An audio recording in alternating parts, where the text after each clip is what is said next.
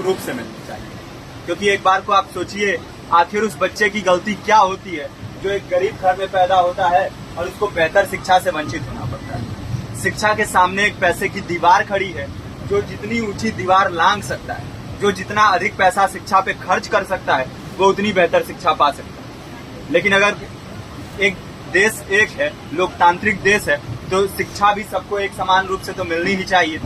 आज परिस्थिति ये है कि एक तरफ तो प्राइवेट स्कूल हैं जो लूट के अड्डे बने हुए हैं, वहां पे आप एडमिशन कराने जाएंगे तो सिर्फ एडमिशन के नाम पे ही आपको 10,000 20,000 रुपए देना होगा।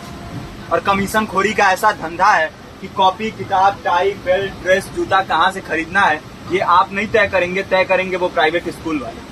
यानी आम लोगों की मेहनत की आखिरी कौड़ी उनके जेब से वसूल लेना चाहते हैं। और दूसरी तरफ सरकारी स्कूलों में न तो पर्याप्त टीचर हैं, न पर्याप्त बिल्डिंगें।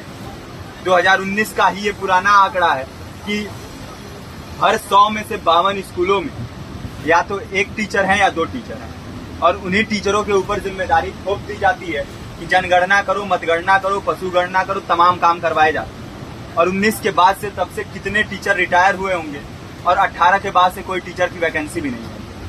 आप खुद भी सोच सकते हैं ये परिस्थिति और कितनी बिगड़ी हो। इसीलिए हम लोग ये मांग उठा रहे हैं, चाहे कोई राष्ट्रपति का बच्चा हो या किसी मजदूर का, सबको शिक्षा एक समान मिलनी चाहिए और निःशुल्क रूप से मिलनी चाहिए। प्रेमचंद ने अपने दौर में भी कहा था कि एक सभ्य समाज में ऊंची से ऊंची तालीम मुफ्त होनी चाहिए और इसका पूरा खर्च गवर्नमेंट को उठाना चाहिए, क्योंकि हमारे देश को फौज से ज्यादा आवश्यकता तालीम की है। और शिक्षा से जुड़ता हुआ ही दूसरा मुद्दा हम लोग उठा रहे हैं। दूसरा मुद्दा है रोजगार का। रोजगार की परिस्थिति ये है कि आज सरकारी सेक्टर हो या प्राइवेट, सब कुछ ठेका संविदा के हवाले किया जा रहा है। परमानेंट नौकरियां लगातार घटाई जा रही है। इसी रेलवे में 1995 के आसपास लगभग 18.5 लाख कर्मचारी काम करते थे, लेकिन आज उनकी संख्या 12 लाख थी।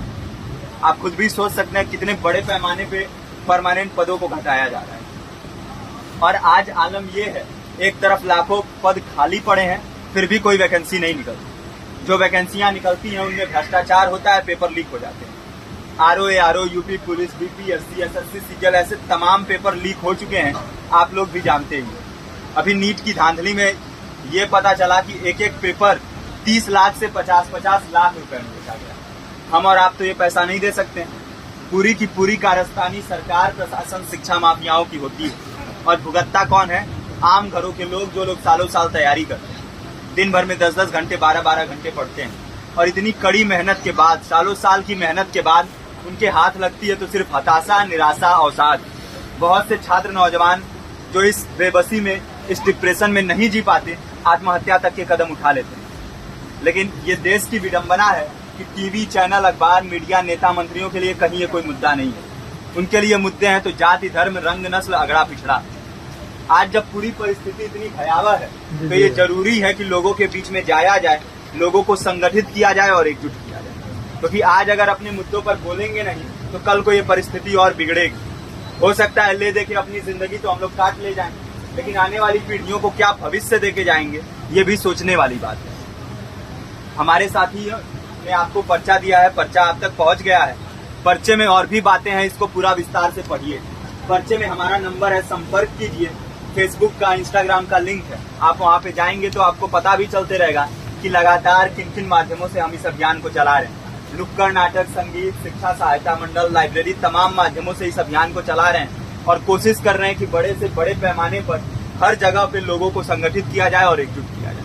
आपके बीच भी आए हैं, आपका साथ और सहयोग दें।